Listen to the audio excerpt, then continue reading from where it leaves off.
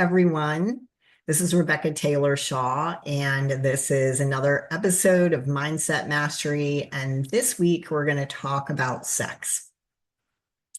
I was inspired to do this podcast and this topic because in my career now, I'm feeling more and more that I'm shifting into the teaching mode. And as I do that, there are certain topics that I really feel compelled to share with everyone because they're topics that might be obscure or they might be topics that no one's talking about. And in this particular one, how your mind, your thoughts, your beliefs, your life experiences, more so on the subconscious level, that's my wheelhouse, how they affect or impact you is what we're going to be talking about today. Whether or not this relates to you, your partner, or if you're a coach, someone that you coach, there can be these elements that relate to your mind that will be holding someone back from really having, in an overall sense, good sexual health. But good sex, comfort with sexuality, maybe even addictions. We'll kind of be really going over all of that today.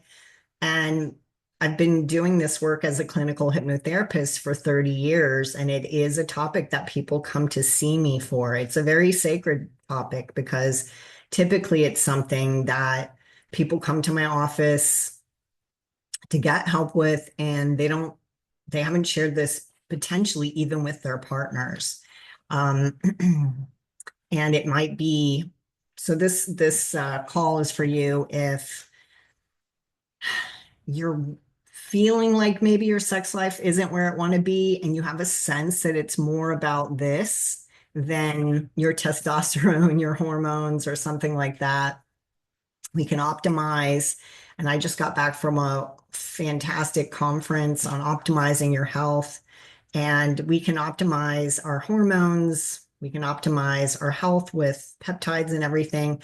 But if we have some sticking point with a belief, a thought pattern, memories, even behaviors, it can really hold us back from enjoying sex. And to me, in my perspective, we have chosen to come here to be having this 3D experience. We have come here to be in the 3D, to be human, to be physical. And one of the most wonderful experiences can be is great sex. It can be connection. We're humans, we're mammals. We want touch, we want affection, most of us.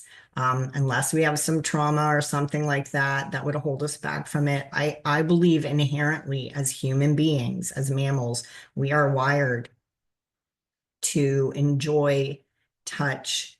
It produces the healthy hormones in our bodies. And so if we are struggling with that, it's typically our subconscious programming. And I've never had anybody who was struggling with that it didn't go back to their subconscious programming. So mind-body connection, unraveling the subconscious roots of sexual dysfunction. All right. So what is the prevalence of sexual dysfunction? These numbers, I actually researched them to make sure that these numbers were up to date.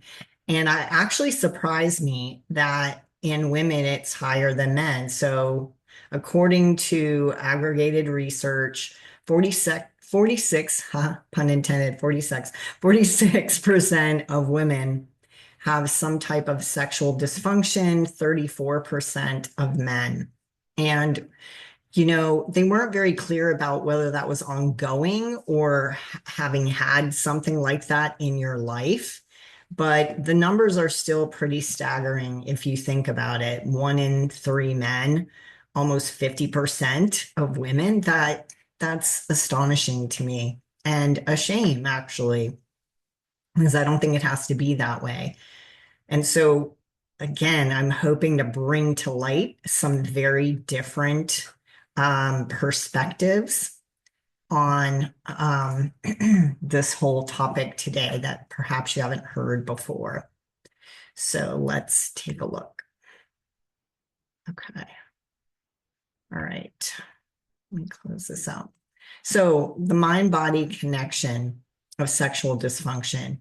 So there is this deeply connected relationship between your subconscious mind, psychological factors, physiological factors playing a role in the development and maintenance of sexual function. It's not just physical.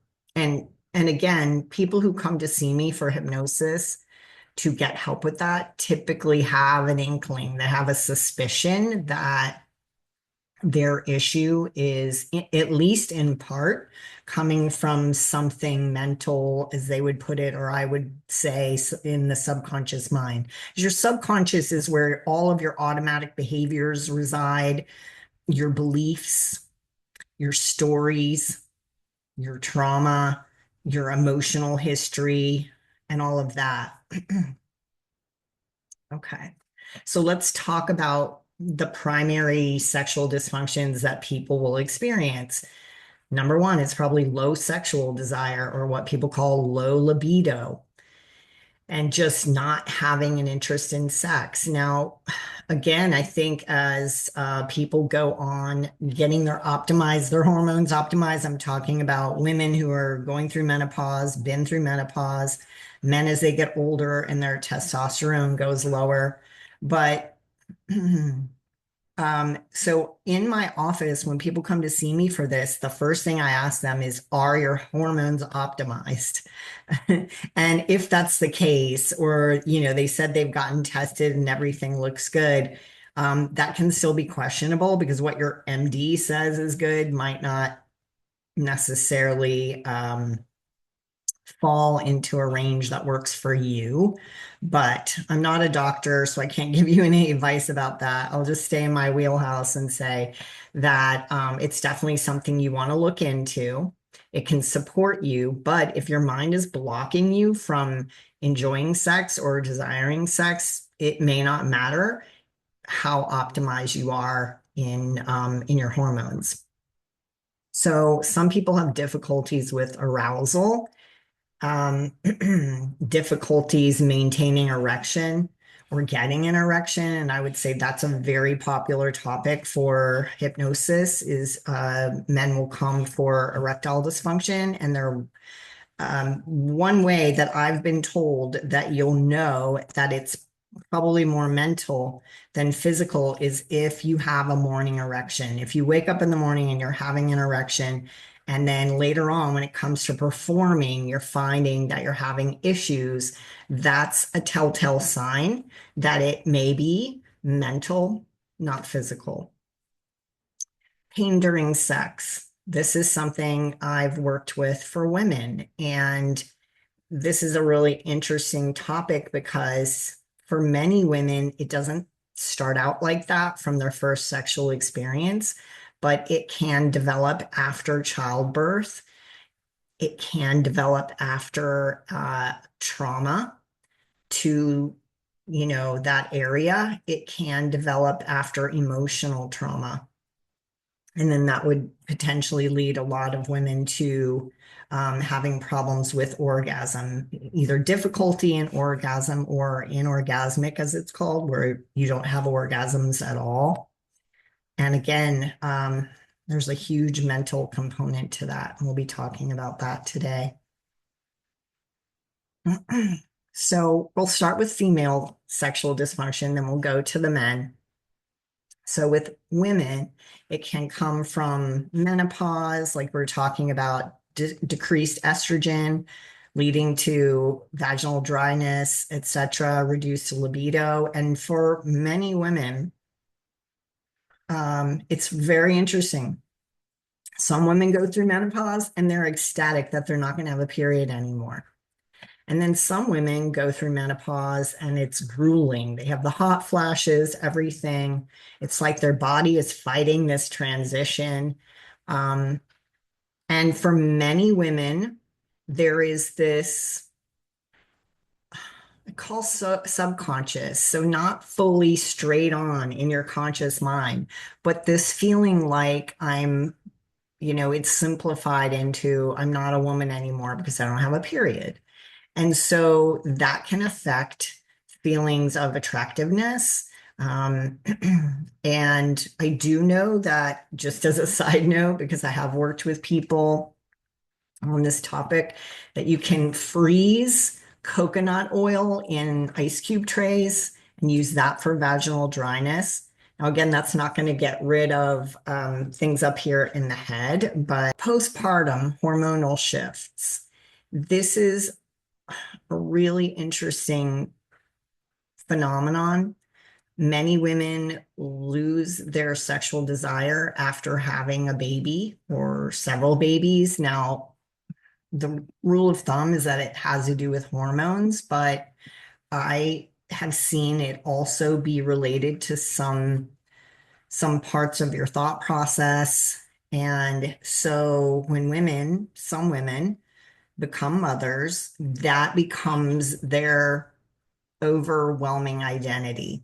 So they stop identifying as this sexual partner for their partners or husbands, and they just dive into mommy mode.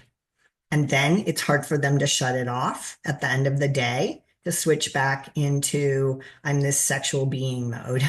And so for many women, it's worth discussing and mentioning that if you're having a hard time shifting out of mommy mode into your feeling like a woman mode, feeling like a sexual being mode, it may be that the simple solution is that you have some transition time, that you set up these date nights with your partner to be more focused on being in your feminine. And so the other thing I've also seen really interestingly is that, and this is a much more rare case, but if it helps one person who listens to this podcast, this, video, it's worth me mentioning. And that is some women, the act of childbirth, especially if they have a vaginal birth versus a C-section, the pain and the quote unquote trauma of childbirth will reactivate trauma, sexual trauma from earlier in your life. So I have worked with several women who said that their libido after having kids just tanked. And in my office, with hypnotherapy, we're always looking for where that pattern got set into motion, what it really feels like, what they feel like in their body when they're resisting being intimate or wanting to have sex.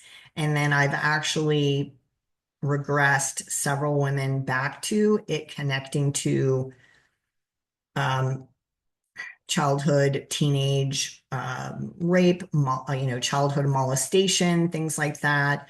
Even things that, weren't full on like a rape, but maybe just something where there was I say just, it can be just as horrible, but just somewhere where the female felt violated sexually. And when you're a child, it could just be someone touching you down there inappropriately. That it feels violating. And then somehow I see that there's this correlation for some women that when they go through that pain of childbirth, all of them had vaginal births versus C-section. And something about the pain of that reactivated something that says, I don't I don't want to feel down there. It's uncomfortable. It's just like the subconscious mind says no to sex. So we were able to clear that. So it's just something to tuck away if you know someone or if that comes up on your radar or it's something for you, it can be cleared. Then there's hormonal imbalances, of course. And then for many women, there'll be a feeling oftentimes of feeling numb or disconnected from your partner or your body. So if you're feeling numb, and this could be, I had a client who went into a young woman in her 20s that went into an engineering job, and she was, all in her head all day long, analytical, engineering. And then she'd come home from work at night. She was living with her boyfriend and she just couldn't shut off her head. She was just so in her head, she couldn't re-inhabit her body. And if you're going to have good sex, you have to be in your body, right? Ideally. And then sometimes that numbness or disconnection can be from conflict, unresolved conflict. And it's almost as if for women, I don't see this with men. I could stand corrected if someone wanted to tell me this.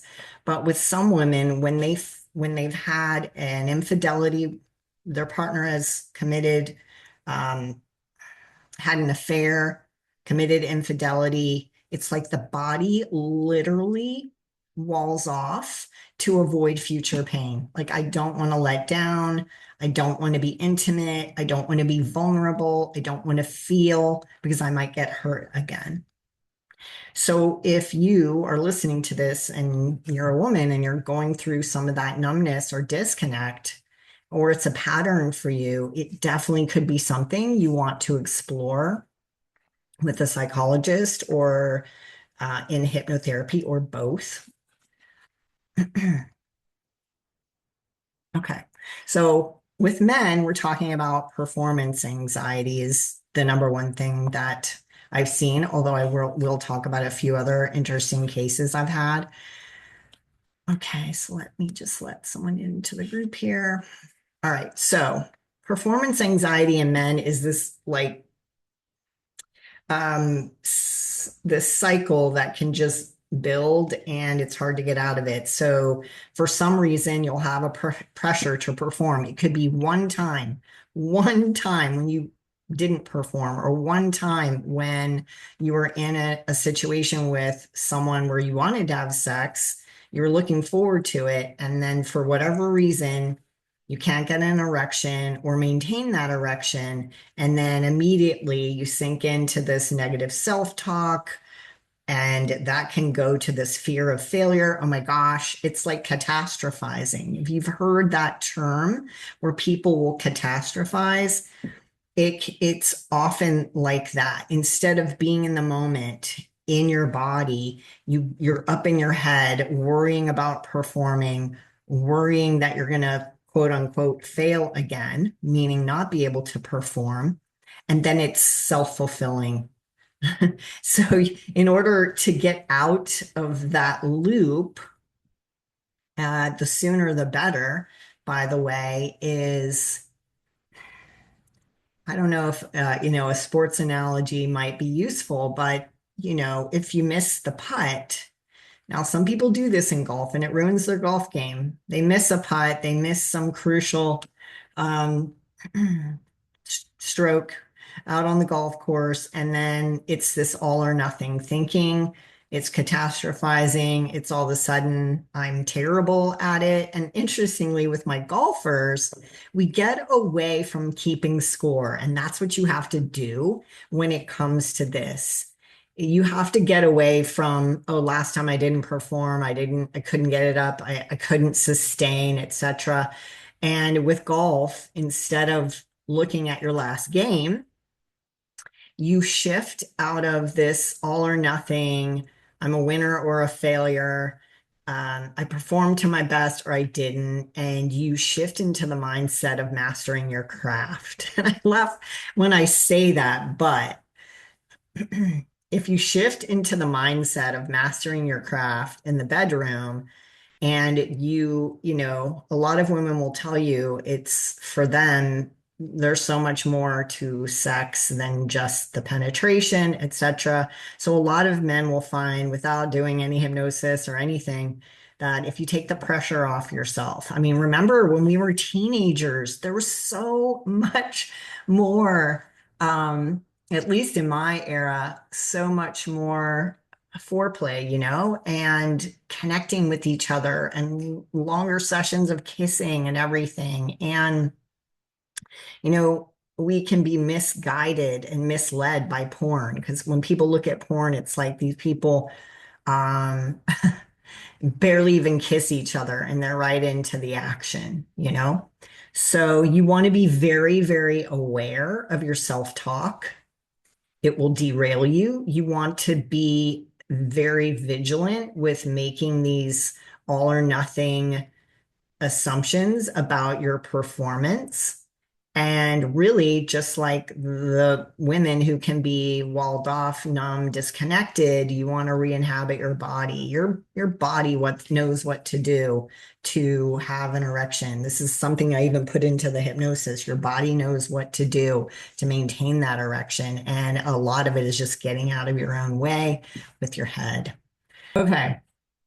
Pornography addiction. I've worked with many men for this as well. And it can create some real problems with sex, with real sex, with a partner. It can cause what's called desensitization. So that's where you are maybe training your body. I mean, I had a client who basically would look at porn and try to, uh, he would masturbate and try to ejaculate as quickly as possible because he was basically like sneaking it into his life. He had a wife and kids, and so he basically trained himself to do the opposite, to not sustain his erection. And I had another woman who came to see me with, and then she brought her boyfriend because the only way he could maintain an erection was to simulate looking at porn, where he would take his phone, stand over her, and look at her through the phone. And that was a very interesting case, but there's a lot of it's a slippery slope with porn. I like to say that any kind of addiction is where you need it or it's causing havoc in your life. So people can have a couple glasses of alcohol in theory, people can do mushrooms, etc. But anything that you do to your detriment or the detriment of your relationships then may be defined as an addiction. And then a real problem for a lot of people who are actually addicted is, um, as I understand it, they really wreak havoc on their dopamine and the brain's reward system. And it can become compulsive because you need more and more dopamine to get that same level of stimulation. So I will say, just in a general sense, if this is something you struggle with, I know it's shameful for some people. There may be a part of you that knows it's really unhealthy. And what I've seen to be the best approach for overcoming it, depending on the level of that addiction, is a three-pronged approach. And it's a counselor who specializes in addiction, period. There's a guy here in town, he does addiction. So he does porn addiction, alcohol addiction. He's an addiction therapist. And so I believe that that's the kind of person you would be looking for. Um, and then doing something like the SA, the Sex Addicts Anonymous, and you may or may not need that, but a lot of people find that if they're really deep into the addiction, that having a sponsor and having meetings to hold themselves accountable and to really listen to other people's stories and start to dismantle this behavior can be very helpful in moving towards your goal to break free of it. And then the hypnotherapy, it can help with providing you with ways to get your needs met for if it's a de-stressing thing, to find ways to replace that. It's also what I found really fascinating and so powerful and transformative that every single guy that I've worked with for pornography addiction, it tracks back to something pretty early in life. For example, One guy, his first porn experience was probably when he was about 9 or 10, secretly, not secretly, but with his brother and his friends who were older. Parents were out of the house. They sat down, turned on the TV, and started watching porn on HBO. And there was this, I understand this from the subconscious mind perspective, is there was this association with feeling good in the sense of bonding with friends, feeling included. Um, it was something illicit. It was something fun. So there was this very positive connotation attached to it. And that needed to be broken. And we were able to do that with hypnosis. Then I had another guy when we tracked back his to clear his porn addiction. It went back to mom being the breadwinner. Dad was basically kind of just checked out. And when you get to the real root cause of it, he was seeking feminine energy, and he got it through porn instead of a mom who was home or around. Now you would say, okay, well, you're not going to get sex from your mom, but for some men, right or wrong, it's just I'm sharing with you the stories that may help you or someone else. Is that some men will begin reaching for pornography if they're single and they're yearning for that feminine energy. If they're with a partner and your wife, and that partner, you could be living together or married, but that partner isn't, you guys aren't connected, you're yearning for that feminine energy. Maybe your wife is very in her masculine energy all day long. And that can be the root cause of it as well, in a nutshell. It's really fascinating. And I think, another reason why I want to share these stories is because if you just knee jerk label yourself as bad, shameful, weak-willed because you're using pornography, you're not going to liberate yourself from that pattern. In order to, and even if it's, separate from porn and we're just talking about erectile dysfunction, you're not going to liberate yourself from these patterns by shaming yourself, trying to just shove it into the back of your mind, ignore the pattern. You really want to look at the pattern, understand what's going on, or get somebody to help you understand what's going on who's non-judgmental. And because everything your subconscious mind, it does because it thinks it's helping you. So I put this on here. Again, it's not really my wheelhouse, but I just wanted to say, like, again, go get a medical history, have a physical exam, get lab tests. If you feel that it might be psychological or your doctor tells you, go to see a psychologist. Maybe there's some diagnostic tests that you want to get done.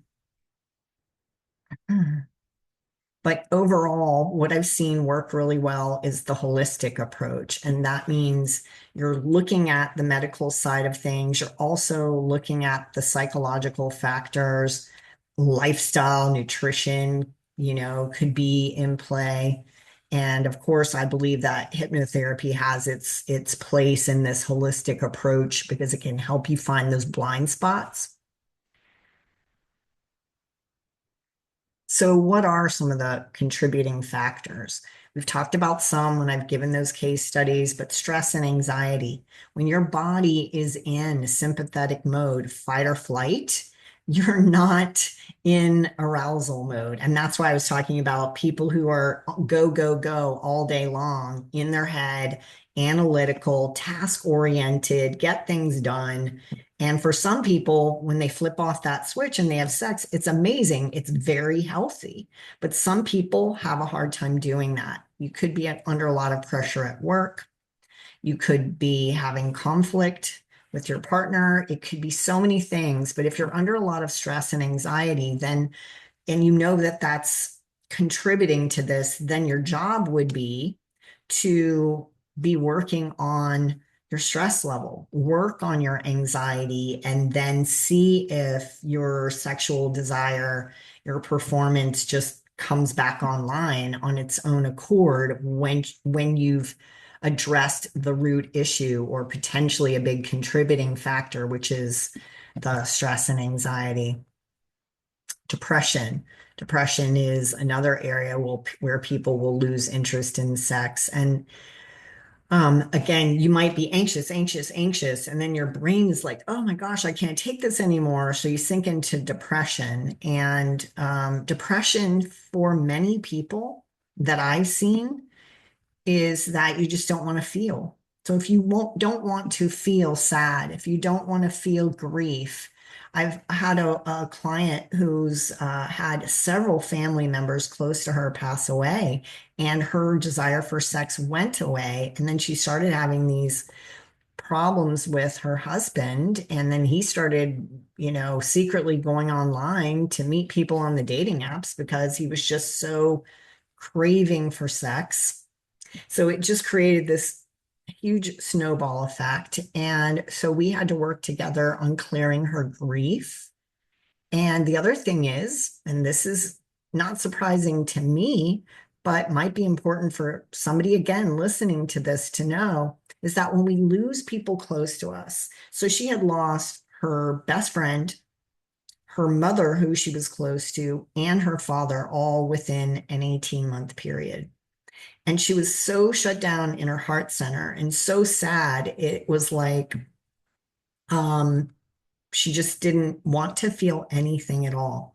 And it's really, really difficult to enjoy sex, get into sex, have sexual arousal or desire when you don't want to feel. And again, so that might be something for a therapist combined with hypnosis.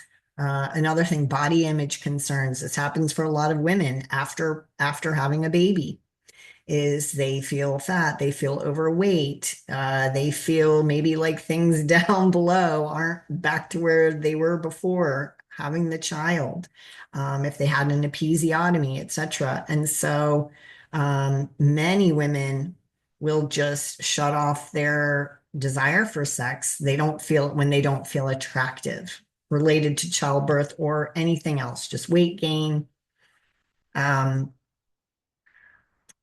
breast cancer.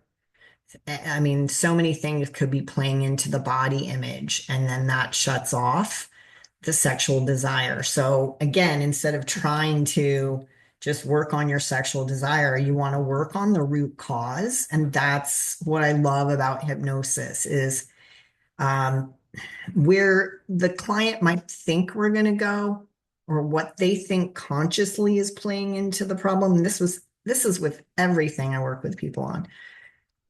Where we go in the hypnosis session might be very different. And it's not that they're not mutually exclusive. It might be two voices within you telling you the story. And sometimes the story at the subconscious level is the missing piece.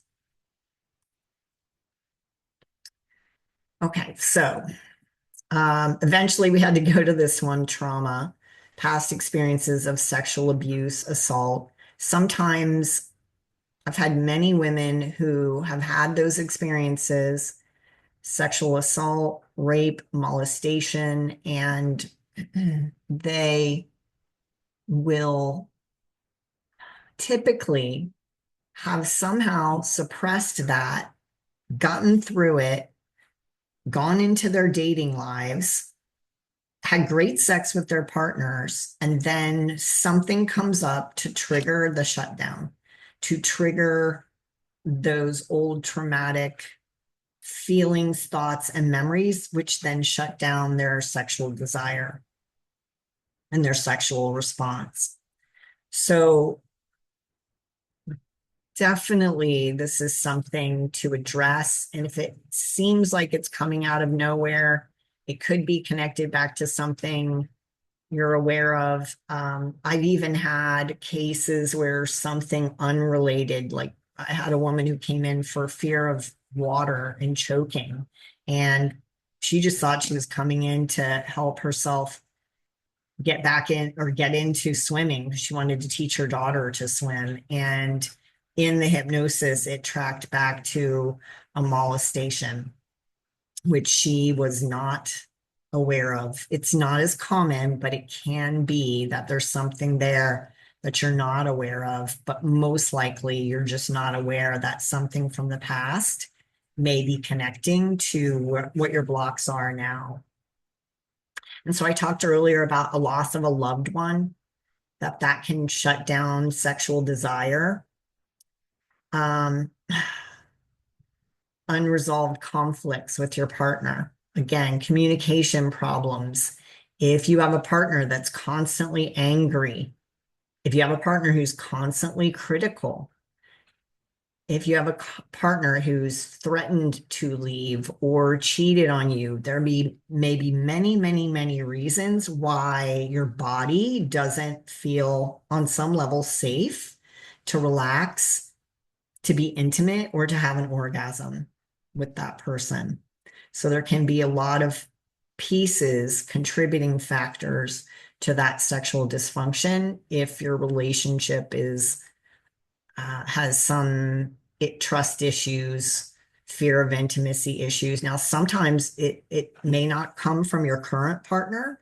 It could come from a previous partner. And again, with people get confused because it's like, oh, I used to have great sex with this person, and all of a sudden it shut off. And I can tell you again from doing this work for so long, it can feel like it comes out of nowhere, but something in your life, some situation triggers it to activate, so to speak.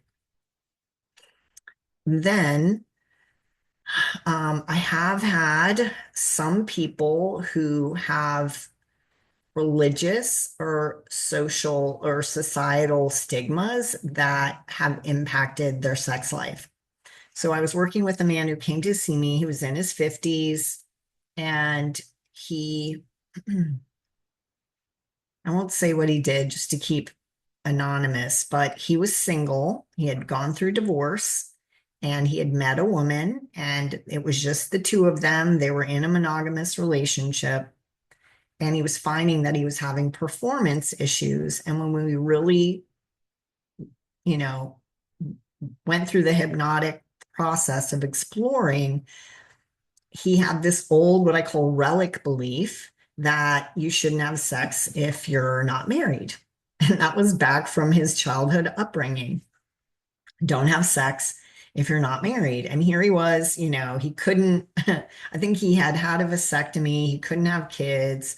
Um, he was in a healthy monogamous relationship. His logical mind, his conscious mind was like, there's nothing wrong with this relationship. But he had these old relic beliefs. And that's where people can get stuck too. When you don't realize you have these subconscious conflicting beliefs that are just leftovers, like old software in your computer.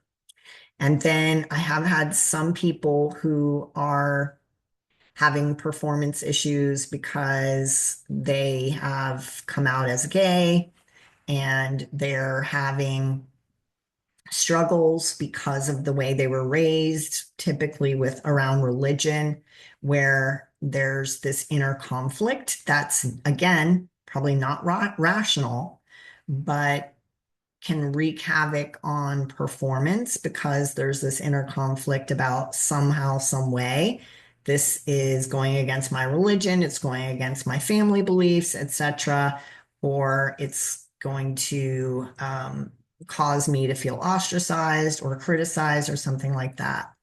So that can play into it. And for those types of things, it's just really a matter of co-creating the new beliefs that you want to have and clearing some of those fears.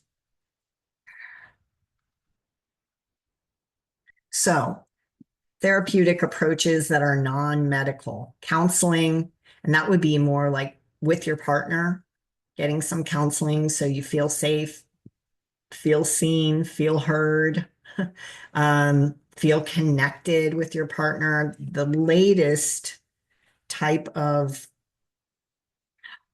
therapy that's actually been proven to be effective is called emotionally focused therapy, EFT. So if any of you guys are interested and you're looking for something for your partner to improve communication and maybe overcome, struggles that have created problems for the two of you, infidelity, etc., emotionally focused therapy. And you can Google that, and there's actually a website, and you can find people who are certified in that. They're licensed counselors, but they're also certified in that approach. And apparently, this was what impressed me about it. It is the only type of therapy that's actually been clinically proven to be effective. How about that? That's interesting, right?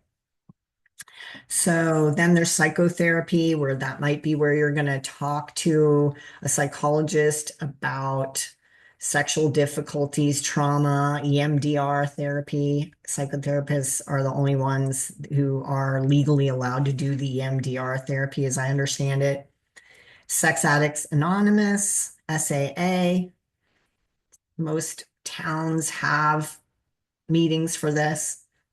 And then hypnotherapy can be a valuable tool in addressing the subconscious components of sexual dysfunction. And where I would say people typically end up in my office is when traditional counseling or psychotherapy falls short, or the root cause of the problem appears to be unknown, or you just know it's a mental thing and you want some help to upgrade your software. So, how does hypnotherapy work? Again, I'm not trying to sell anybody on this, but I feel like it's an underserved area where hypnotherapy can be the missing piece. So, if this talk today helps anybody, you or anyone you know, then I'm really pleased with sharing this information. But hypnosis in and of itself is a deep, relaxed state of focused attention. So if you just practice that, you're putting yourself into parasympathetic mode, you're in the present, you're more relaxed, you train your body to have a relaxation response to stress. Once you're more in the moment, you're more in your senses. So that means feeling your skin, noticing your breathing, noticing your partner's um, skin, breath, eyes, hair, etc. So you're much, much more in a place. If you use hypnosis, it can be just training for being in that mode or putting yourself into that mode. And then the other part to hypnotherapy is it can help identify and address, like I said, these underlying subconscious or even unconscious. Subconscious is like, oh, I knew about that, but I didn't know it was connected to this problem. And then unconscious is I had no idea that that was at the root cause. And so it can really help with both of those. Or it's worth asking a hypnotherapist if it might be something to explore. Okay, so like I said, it can help you to re-inhabit your body. It can break the cycle of those negative thought patterns, like I'm not going to be able to perform. It helps you lower your stress and anxiety. It can help with body image. It can help with clearing past trauma, and it can help with clearing and identifying counterproductive beliefs. So beliefs that are working against you in the bedroom. And it can help you upgrade the software by deciding what you want your new beliefs to be on that subject that support you in having a great sex life. Okay, so let me do this. I'm going to go back and let's see, stop the share. Okay, so I hope that was useful. And if you have any questions, you can always email me. You can go to charlestonhypnosiscenter.com and find my contact information.